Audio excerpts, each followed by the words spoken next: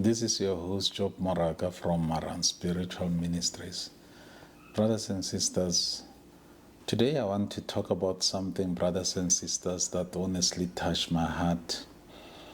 I had my first meeting post my legal career.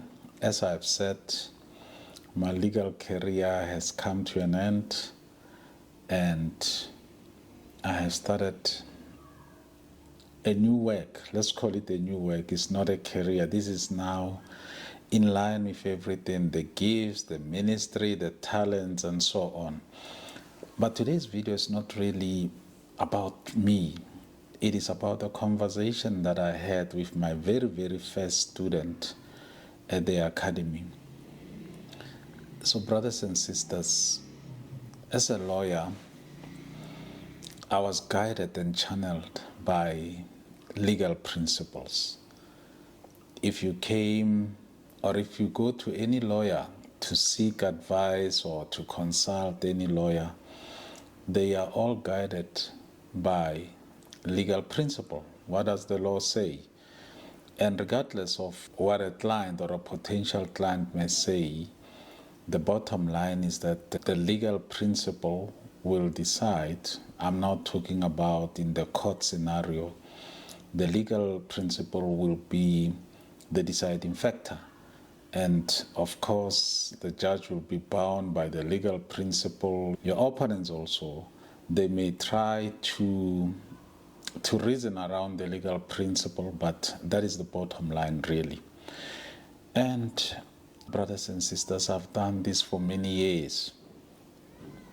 Listen to people with preconceived ideas. When I say preconceived ideas, brothers and sisters, I'm talking about the legal principle. And when the Lord said, I want you out of the courtroom, you are not doing what you are supposed to do in the courtroom because the approach is very narrow. You follow the law, you follow the legal principle, as I've said. So when he said he wants me out of the courtroom, I was a bit confused, brothers and sisters. That what else do I do? This is some of the things, or one of the things that I know that I can do with passion. And he said, I want you to do something a step before the legal process, the formal legal process starts. And then one could talk about counseling, one could talk about guiding, one could talk about negotiating and all of that. But he spoke about something that I do not have to spiritualize. In fact, I think what the Lord was saying is that keep an open mind, listen to people. Don't spiritualize, don't legalize, just listen. Listen to what somebody has to say to you in that formal sitting. So I had my very first formal meeting, and for the first time, I was not obsessed with any legal principle. I just sat there and listened to my very first student, and she went on for 2 hours, brothers and sisters. I didn't say anything. I was listening. I was taking notes. And when she was done, I said, I have heard you, and this is what I have heard. Remember, we're talking about somebody, brothers and sisters, who has been through a lot, and she's looking for a breakthrough, and she's been everywhere, and nothing is working for her. And she knows that there are blockages somewhere, but she doesn't even know how to begin unlocking these burdens, how to unlock these impediments, these obstacles that are bothering her. For the first time I listened, even before we could get to the real reason why we decided to have a call. I realized something, brothers and sisters, that is very, very critical. I realized that listening to people attentively helps a lot, especially if you are gifted in that area, because it is all about gifts. It is not about the qualification that one carries. It is about the gift. People follow the gift. They don't follow a PhD or a master's or anything like that. So when I said to my student that, look, I know the real reason why you came here. You really want to know yourself. You want to know your purpose, your identity, and all of that. I said, but there are these barriers that would make it impossible for you to know yourself. And you know what, brothers and sisters? I gave her 7 barriers. I said, based on what you have told me, there is this barrier, that barrier, that barrier, that barrier. And before I could finish what I was saying, she was in tears. She was in tears. And these were not tears of sorrow. These were tears of joy. Because finally, somebody has understood what her issues are. And these are the issues that have plagued her almost her entire life. Somebody had listened to her, and somebody had understood what the real issues are. Because, brothers and sisters, this is not a joke. I know that many people may not believe me. I know that people may say my salvation is sufficient. I know people may say that I've accepted Jesus and everything is fine. But, brothers and sisters, remember what the scripture says. There is a war in the realm of the spirit. There is a war. Clearly there is a war. I see it on a daily basis. I see the spirits because that is the reason why the Lord raised me. To fight as a warrior against the spirits, to identify them, to know how they operate, so that I can advise you. And imagine, brothers and sisters, I was not even spiritualizing anything. I just asked the lady to tell me about herself. Where do you come from? What is going on? And immediately, like I said, I could identify 7 barriers. Some were cultural barriers. Some were spiritual barriers. Some were spirit of delay. There were just too many.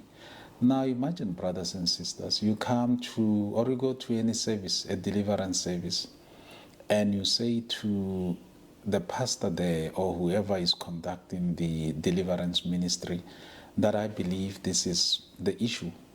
And then you get delivered from that particular issue and you go back and nothing improves.